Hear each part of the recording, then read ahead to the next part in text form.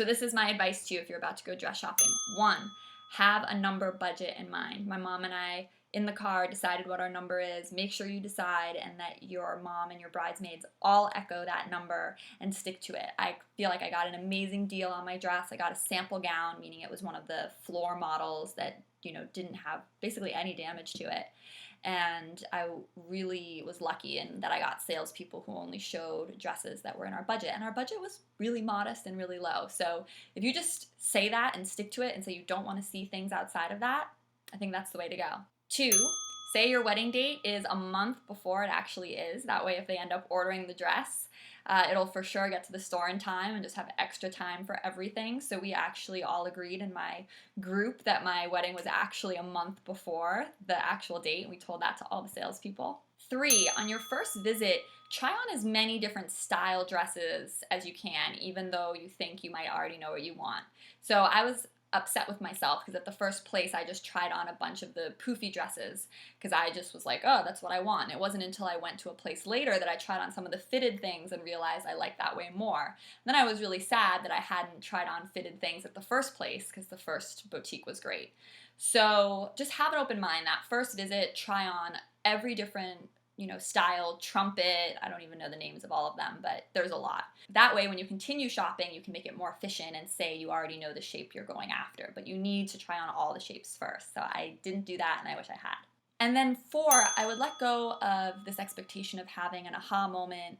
I think, like me, you might end up just liking a bunch of different stuff. And yes, I did cry in one dress, but I think that was because I was at David's bridal and exhausted, and it was the third place we'd gone that weekend, So I didn't chalk up too much meaning to the tears. And then the dress I did eventually get, I did start walking in a kind of fun, fabulous way. So I think you should note definitely your energy in a dress, but I wouldn't have this expectation that you're just going to have this tears aha moment because honestly, shopping's exhausting and your emotions are going to be up and down all over the place.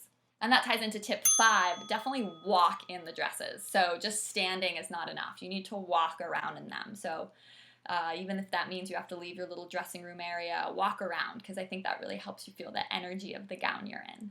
And then 6, forget about the tradition of not being able to show your groom the gown if you really want to. Again, if you don't want to show it to him, don't. But if you do, it's not like a huge faux pas. I mean, honestly, the people in the bridal store said that people bring their grooms all the time and that it's really common and it's such a kind of big decision, and I wanted him to like the dress too.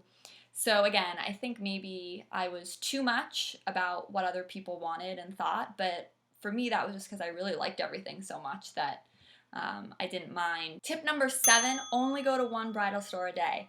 My mom and I made a long weekend out of it and we went to one store each day. I was so tired and ready to never shop for bridal gowns again after this weekend. I can't even imagine how tired and exhausted I would have been if we had been hitting up more than one store a day, like if we had gone to 3 stores or 2 stores a day. So definitely to keep yourself mindful and sane. I also wanted to be able to work out and make yoga videos and stuff while I was visiting her. So we just did one place a day and I thought that was definitely smart.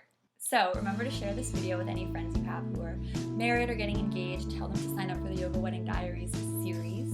And I promise the next episode will be a little more spiritually focused. But for now, I just wanted to share news on the dress side because that's just always so fun. And be sure to like this video if you enjoyed it. Subscribe to my channel if you haven't already.